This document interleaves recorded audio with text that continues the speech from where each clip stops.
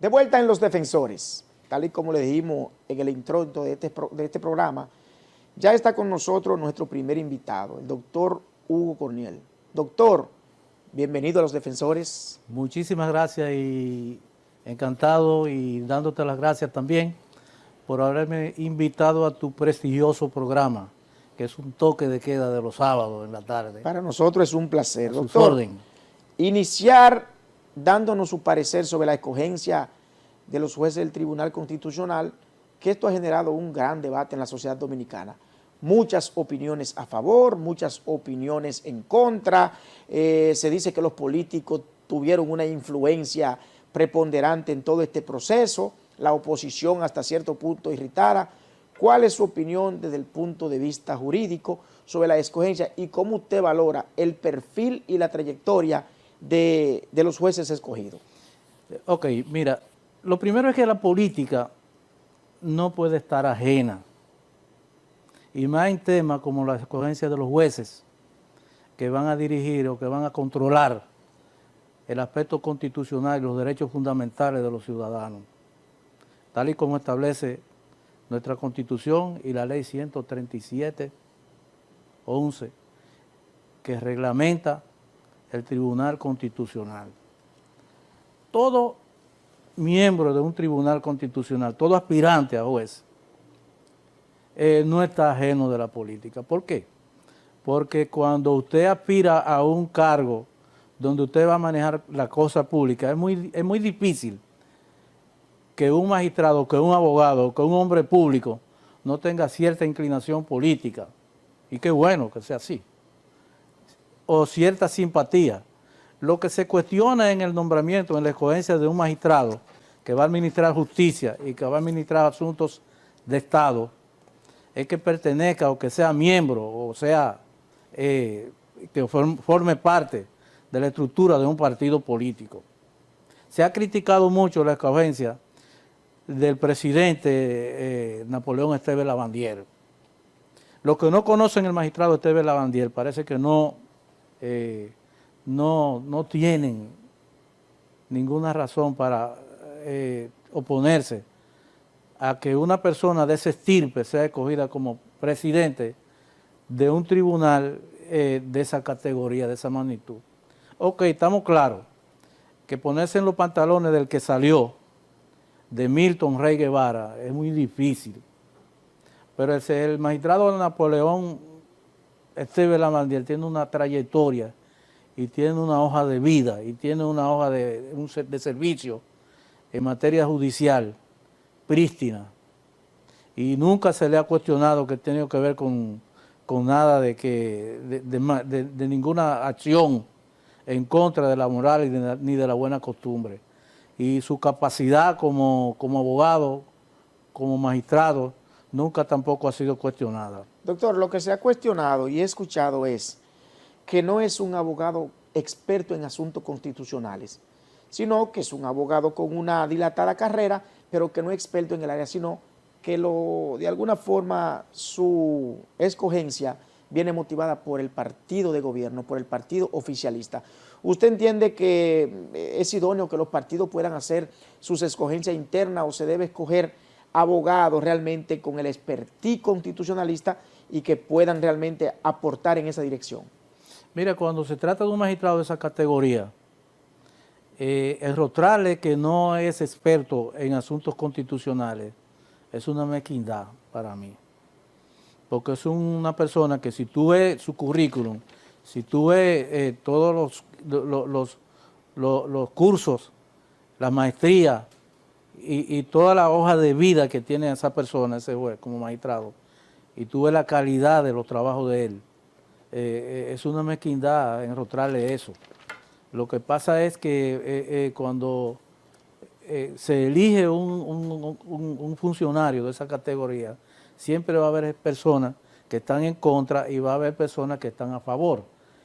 Sin embargo, esos que están en contra de la escogencia de él como juez presidente, no tuvieron en contra cuando se escogió al magistrado Mariano Germán Mejía, que pertenecía a la estructura de un partido político y demás del partido del poder, pero tampoco protestaron y ellos mismos participaron en la escogencia de ese juez cuando se eligió el presidente de la actual Suprema Corte de Justicia. Entonces, decir que él no es experto en asuntos constitucionales es una mezquindad. Además, aparte de que hay que saber cómo se toman las decisiones del Tribunal Constitucional. Las decisiones del Tribunal Constitucional no las toma él solo. Él es un administrador, él es el que dirige, que maneja los asuntos importantes y que asigna como presidente del tribunal los casos y que pone el orden del día en materia constitucional de los casos que se van a conocer. Pero las decisiones del Tribunal Constitucional son 13 jueces. Y de esos 13 jueces, para poder pasar una sentencia, tiene que contar con el voto favorable de por lo menos 9 de los magistrados. O sea, no es él exclusivamente, doctor, que va a fallar los casos. Hace aproximadamente 15 o 20 días, mucho antes de que se hiciese la escogencia de los jueces del Tribunal Constitucional, el candidato del Partido de la Liberación Dominicana, Abel Martínez, había denunciado con anticipación que el doctor o el magistrado Lavandier iba a ser el escogido. ¿Cómo, de qué forma usted entiende que los políticos se dan cuenta de quién será, se escoge con anticipación y cómo es posible que esto se haya ventilado 15 o 20 días antes y coinciden que realmente fue Lavandier?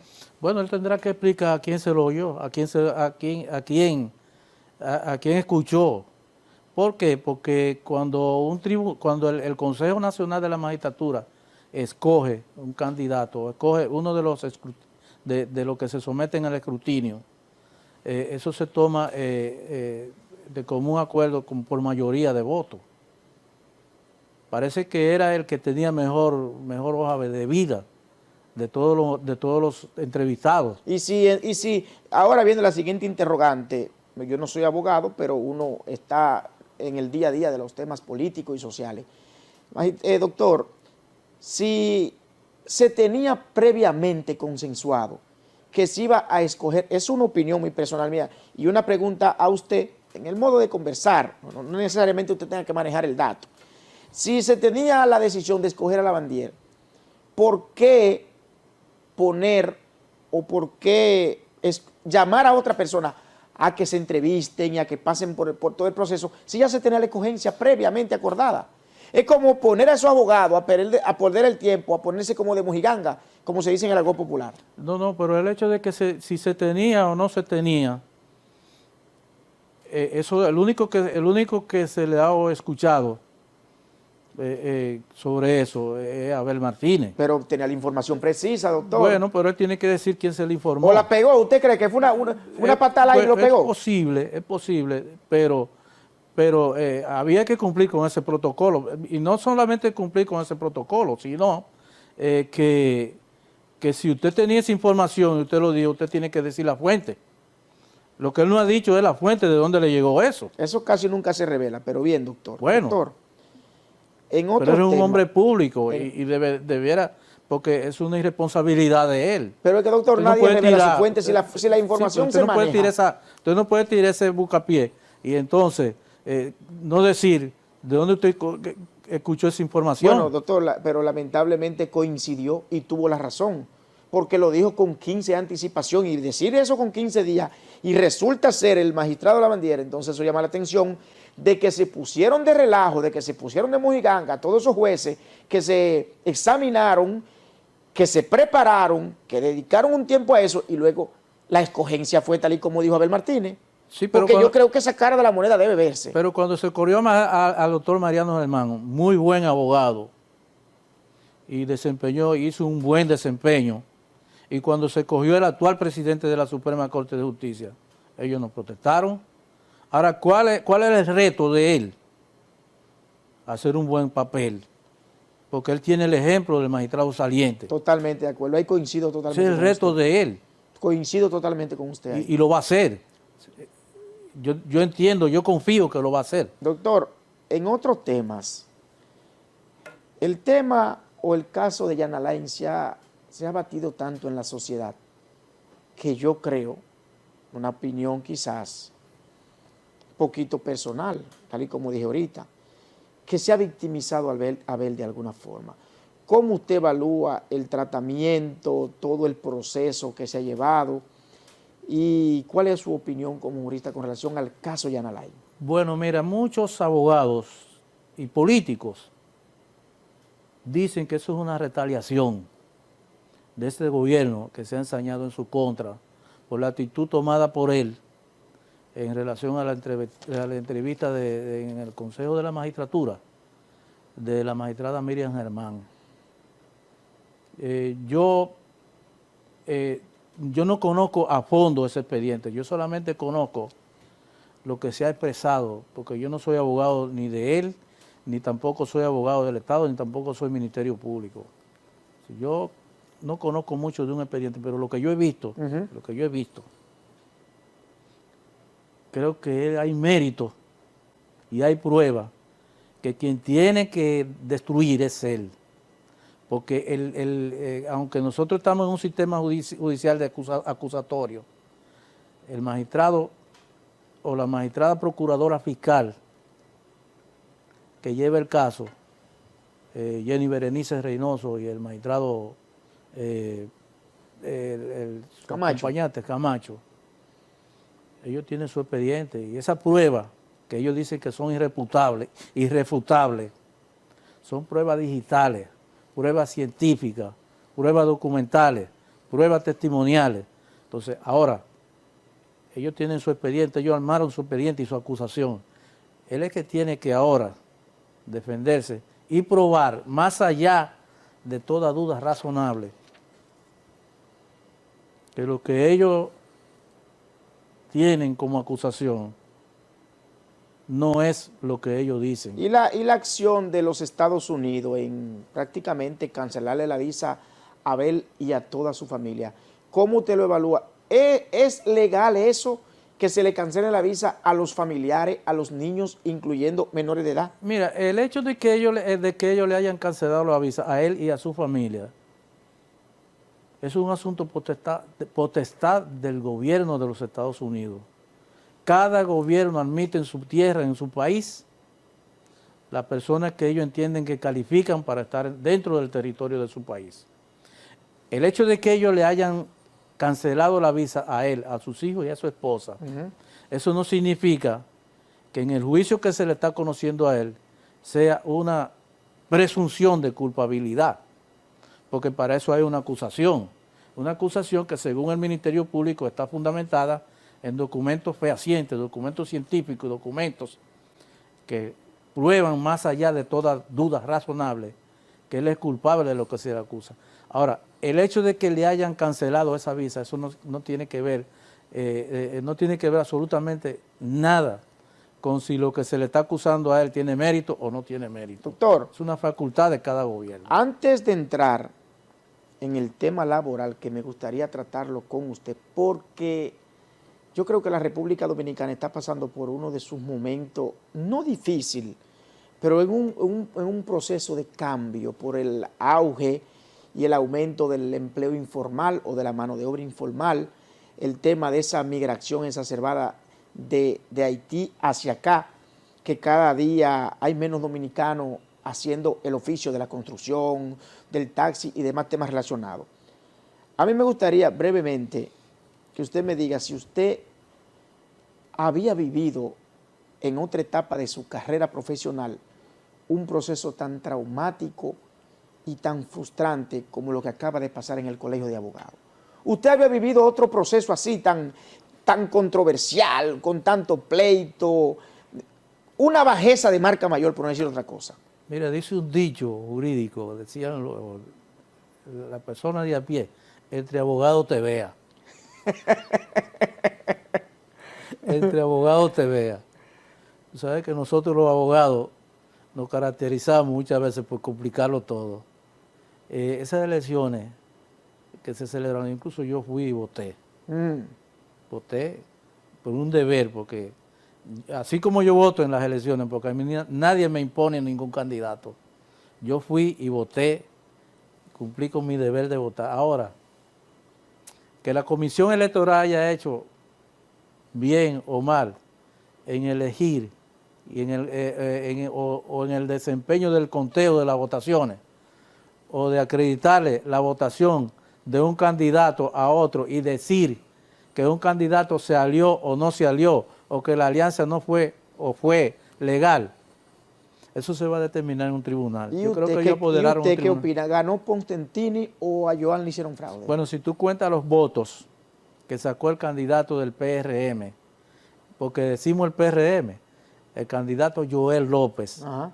y tú sumas los votos. Joan López. Joan López, sí.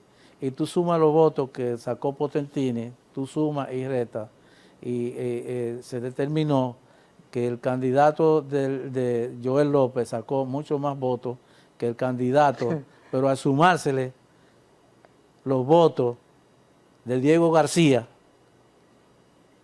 al candidato Potentini, entonces eso lo superó y le dieron como ganador en las elecciones del Colegio de Abogados. Doctor, yo sé Ahora, cuál ¿qué fue es lo que se está discutiendo? Yo sé cuál fue su Que la candidato alianza y no usted es no tiene válida. que decírmelo. No, Yo sé cuál fue su candidato sin que usted me lo dijera. yo no me lo tengo diga. problema en decirlo.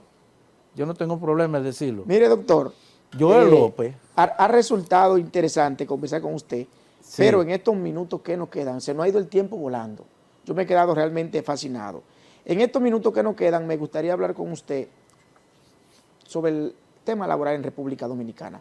Un tema apasionante, un tema preocupante, que aunque muchos abogados lo manejan, la gente todos los días anda con la mano en la cabeza por estos temas laborales, que me despidieron, que no me han dado mis prestaciones. ¿Cómo usted evalúa la situación por la que atraviesa la República Dominicana con el aumento, diría yo, de una manera geométrica, el tema de la mano de obra informal o el empleo informal? Ronda aproximadamente el 56% y cada día va en aumento. ¿Cómo usted proyecta eso en el futuro? ¿Es positivo para el país? ¿Es negativo? ¿Qué usted logra visualizar en el horizonte como experto en derecho laboral? Ok, en el futuro, muy bien. Nosotros tenemos un código de 1992. Ese código ahora mismo va para 30 años. 30 años. Luego de que se modificó ese código, que era el Código Trujillo, código de 1951, en el 1992 se promulgó el código que tenemos ahora. Ese código está siendo objeto de una reforma, de una modificación, tanto en materia de procedimientos como en materia de derechos laborales.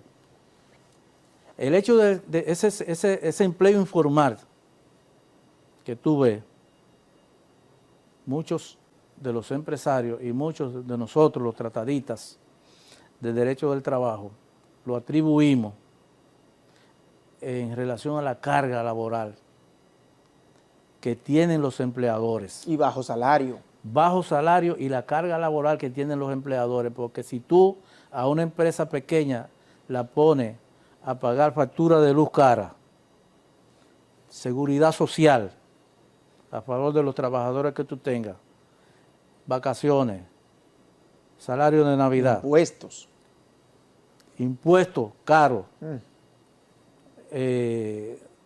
anticipo, y también le agrega la cesantía y el preaviso, cada empleado te va acumulando un pasivo laboral que las empresas pequeñas no soportan. Doctor, podríamos decir que en un lapso de tiempo medianamente corto, 25, 30 años, tendremos en el país millones de personas con más de 70 años que el Estado tendrá que tirárselo arriba porque no tienen, no hicieron aporte a la seguridad social. ¿Cómo van a vivir tantas personas después de los 65 años si no aportaron a la seguridad social y no van a tener un modo de sustento? Ese es un problema que viene ahí. Eso no es explotado todavía. Es un problema, eso doctor. no es explotado. Porque, ¿por qué? Mira qué pasa. Al haber tanto empleo informal, la tesorería de la seguridad social no está recaudando lo que tiene que recaudar para cuando llegue el momento de tener que pensionar a toda esa gente que están cotizando ahora. Ahora, ¿qué pasa? Que hay una ley, la 8911, de fideicomiso, que es la que administra esos fondos y ha puesto esos fondos a generar recursos a través de construcción de viviendas de bajo costo y a generar intereses. Y eso está, aparte de eso, están haciendo préstamos. Eso va aumentando las cotizaciones que tienen los trabajadores para cuando se llegue el momento de la pensión, que los trabajadores sean pensionados con una pensión digna. Pero eso no es suficiente. Aquí hay empleados, quiero que tú sepas, aquí hay empleados, aquí hay empleadores, empresas, que un empleado gana, por ejemplo, 100,000 pesos y lo tienen cotizando en la tesorería de la Seguridad Social con 50,000. ¿Por qué no eso, están cotizando? Bueno, para economizarse, no tener que pagarle a la Tesorería de Seguridad Social el % que le corresponde del salario de ese trabajador. Doctor, ¿Qué significa eso? Que cuando ese empleado vaya a tener el derecho a pensión, se va a pensionar con un salario menor que el que le hubiera correspondido si lo hubieran cotizado con el salario real que ganaba. Entonces, pero eso hay que, la reforma del Código de Trabajo tiene que contemplar eso. ¿Cuáles son las sanciones de los empleadores que ponen a cotizar a los trabajadores por debajo del sueldo que realmente le corresponde? Y hasta que ese código no se reforme y hasta que ese código no se haga una reforma concienzuda, una reforma bien hecha, el desempleo y el trabajo informal va a seguir por su fuero. Doctor, nos faltó tiempo. Yo realmente no sabía que esto iba a ser tan interesante. Yo quisiera que usted vuelva, pero vamos a dejarlo para enero, que usted vuelva a hablar solo de derecho laboral. Su mensaje final de Navidad al país y a la ciudadanía en sentido general. Lo único que deseamos para todo el pueblo dominicano y para la comunidad jurídica en general, un venturoso año 2024 y muchas felicidades en este año. Gracias, doctor Hugo Corniel, por estar con nosotros en este interesantísimo conversatorio. Vamos a la pausa y en breve momento vamos a conversar con Denis Figuereo, un joven abogado, experto en temas constitucionales, y me gustaría escuchar su experiencia y qué significó para él haber concursado en el Tribunal Constitucional. Vamos a la pausa y retornamos.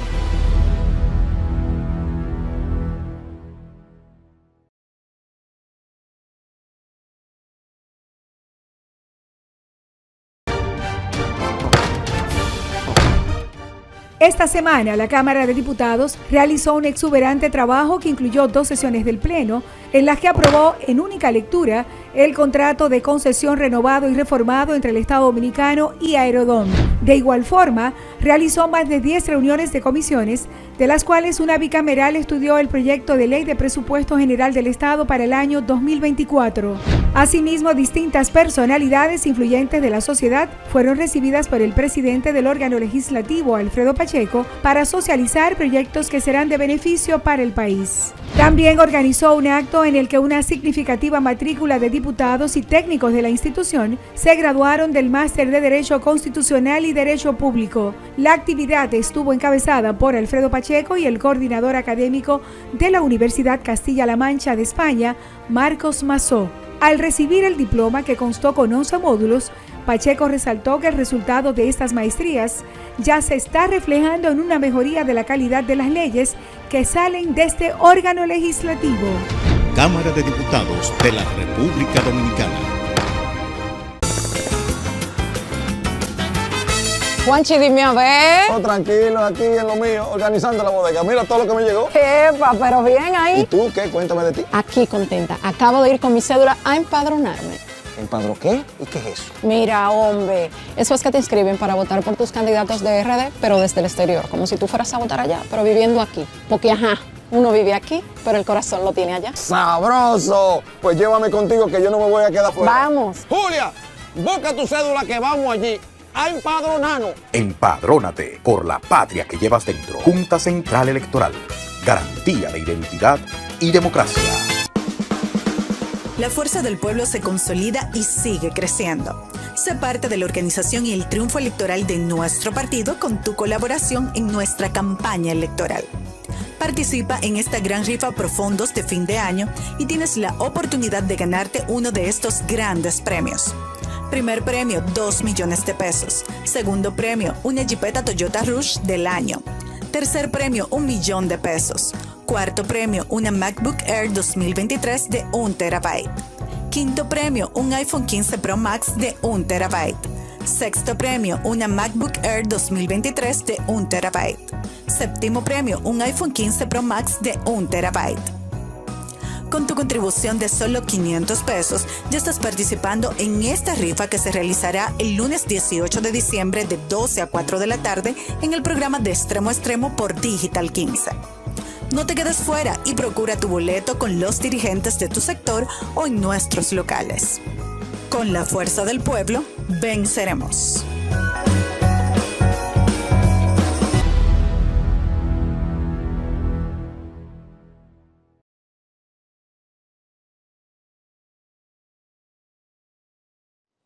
Estamos de vuelta en Los Defensores y luego de esa interesantísima entrevista con el doctor Hugo Corniel Tejada, pues ahora nos toca conversar con Denis Figuereo, quien es un joven abogado con vasta experiencia en todos estos temas jurídicos. Y hay algo que a mí me llama mucho la atención, porque viendo a Denis me representa como generación, tenemos prácticamente la misma edad y me siento en él representado como generación. Yo quisiera iniciar este conversatorio con Denis, pues preguntándole sobre su experiencia en el Tribunal Constitucional, porque aspiraba a convertirse en juez. ¿Qué le motivó y cuál fue, qué sacó de ahí? ¿Qué fue lo que más le impactó como ser humano y como profesional? Denis, buenas tardes y bienvenido a Los Defensores, hermano. Muchas gracias por la invitación a este programa tan visto aquí en el país. Muy interesante estar aquí. Bueno, mira, la participación en el Consejo Nacional de la Magistratura para una persona que viene en ascenso, vamos a llamarle así, porque no venimos del estrato alto de la población dominicana, sino que nos hemos formado primero en el servicio y también académicamente. Entonces, participar o postularse para un joven, o quizá ya no tan joven como nosotros, y estar ahí, partiendo de que en el país hay más de 85,000 abogados y que 115 y luego 113, entonces son preseleccionados. 115 se postulan y 113 son seleccionados y uno está allí dentro de ese grupo de profesionales brillantes, de personas que han tenido ya una carrera, que ya de por sí su carrera profesional es un legado para la nación, y nosotros estar allí en ese grupo, es el solo hecho de estar es un compromiso bastante grande, pero un compromiso que se asume a partir de la hoja de servicio que ya tenemos y entendiendo que llegar al Tribunal Constitucional es convertirnos en servidores mayores, es decir, en todavía dar un servicio más amplio que el que de una u otra manera hemos podido dar a la población. Y nos presentamos allí con un proyecto de trabajo para principalmente esto, decíamos, que las sentencias del Tribunal Constitucional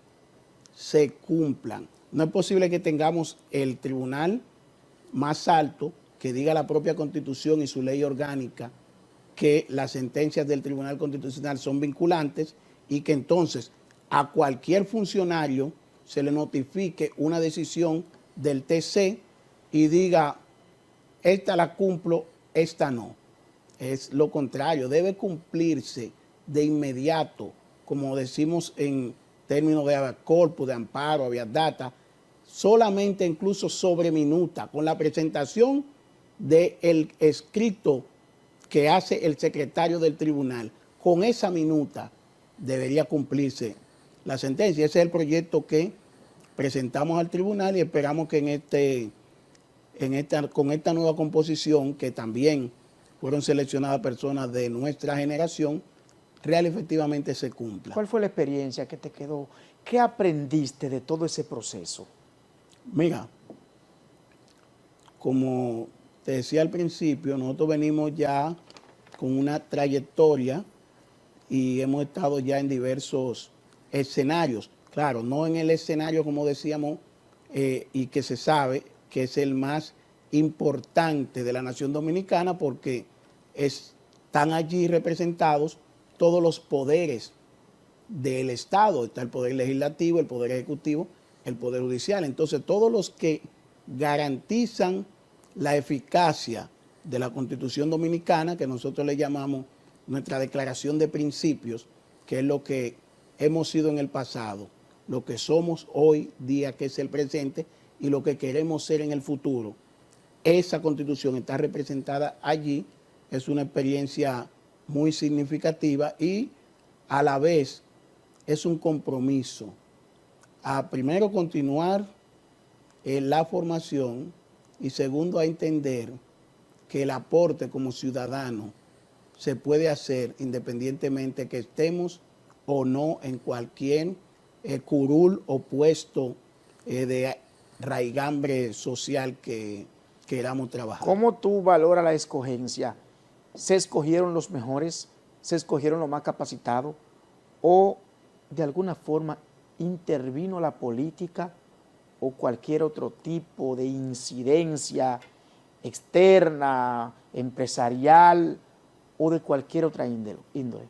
Mira, gracias por la pregunta, porque eso se cierne en todos los escenarios y hay que aclarar puntualmente como introito que el Consejo Nacional de la Magistratura, ya lo dijimos, está compuesto por los poderes del Estado y son instancias e instrumentos políticos. Y los que están allí fueron seleccionados porque pertenecen a partidos políticos. Entonces, claro que sí que la política va a incidir. La composición misma del Consejo es una composición política. Fíjate que no dice está compuesta por Juan Pérez, no. Está compuesta por el cargo que tiene Juan Pérez.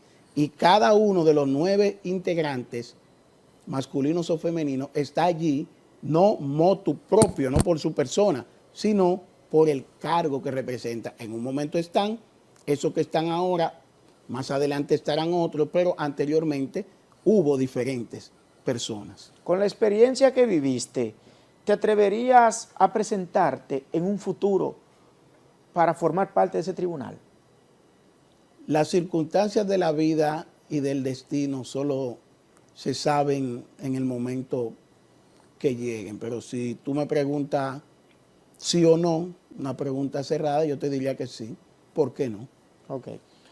Dennis, cambiando un poquito de tema, ¿cómo tú evalúas, cómo tú ponderas todo este revuelo del caso de Yana Lain, que Estados Unidos le quita la visa, que inicialmente una comisión de la ONU pues le da un informe favorable, todo este revuelo que realmente ha sido primera plana en los principales periódicos del país? ¿Cómo se ha conducido todo este proceso desde tu óptica y qué tú logras ver en el horizonte? Mira, como penalista,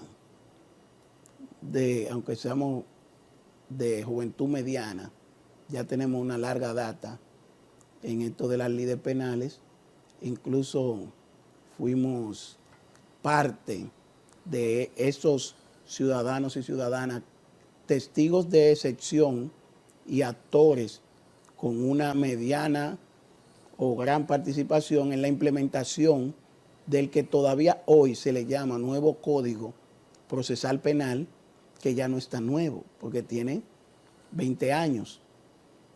Y ese código que trajo consigo el cambio, ese salto, un salto gigante de lo que era la justicia penal inquisitoria, secreta, escondida, vamos a llamarle así, a lo que es el proceso actual, que es un proceso acusatorio adversarial, donde cada una de las partes o sujetos procesales tiene para sí el dominio de cómo maneja su acción.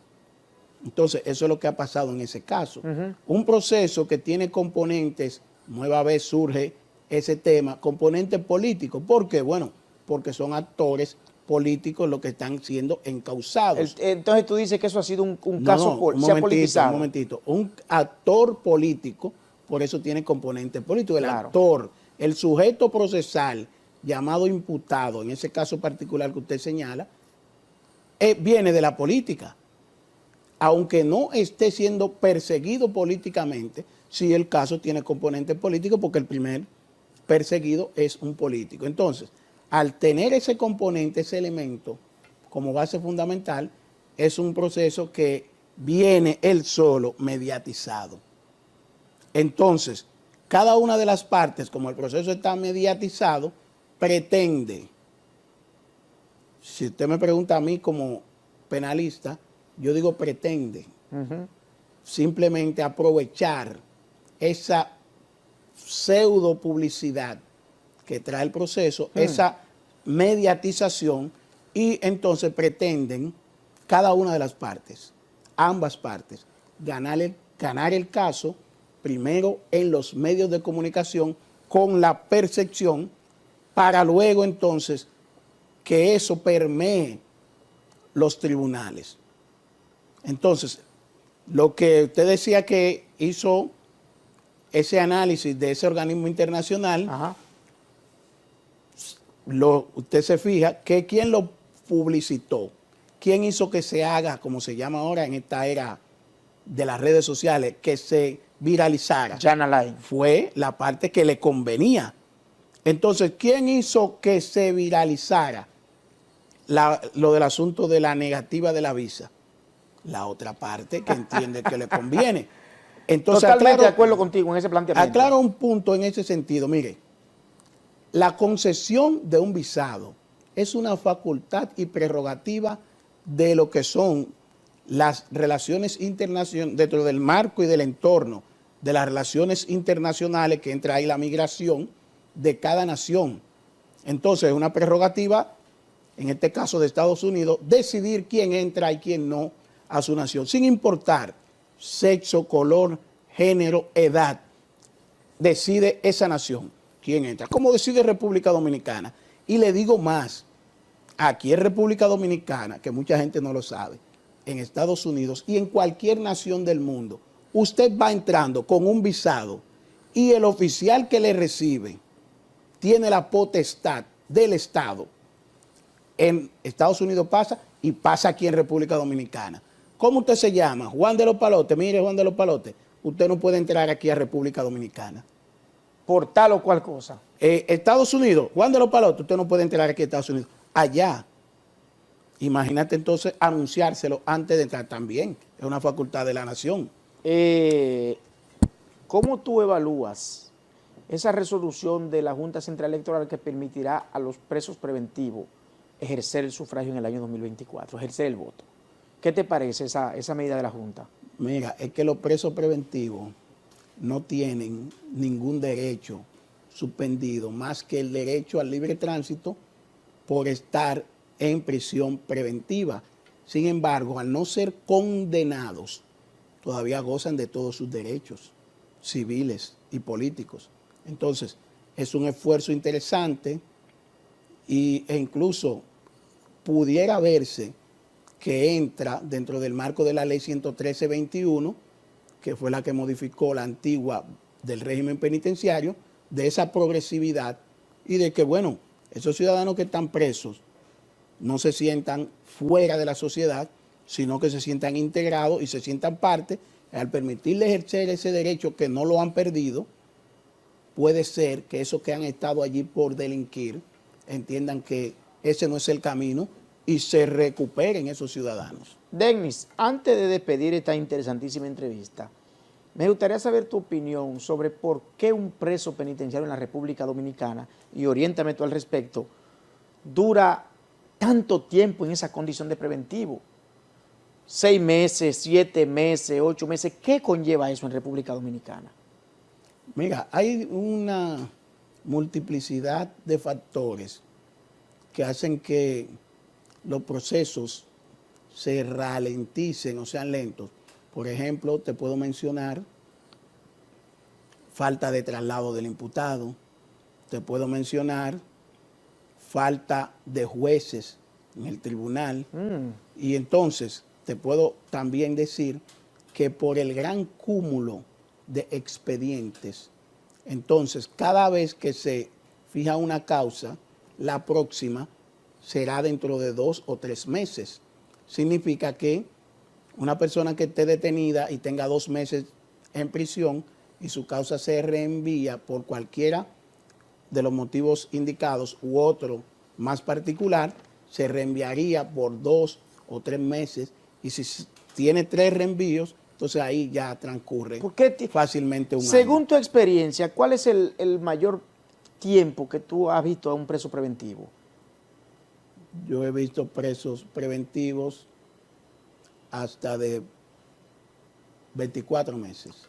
2 años. 2 años. Miércoles, hermano, pues eso es grave. Pero hay, bueno, hay también que duran más, porque por ejemplo, aún estando condenado, aunque la Suprema Corte de Justicia, tratando de, en esa función nomofiláctica que tiene, ha evacuado sentencias que dice que si está condenado, aún sea en primer grado, y que esa sentencia pueda ser objeto de retractación, ya ahí es deja de ser preventivo y se llama condenado, pero nosotros de modo particular y con respecto a esa decisión de la Alta Corte Dominicana, entendemos que si no hay una sentencia definitiva, sigue siendo preventiva. Entonces hay personas que duran más tiempo aún. ¿Qué más decir?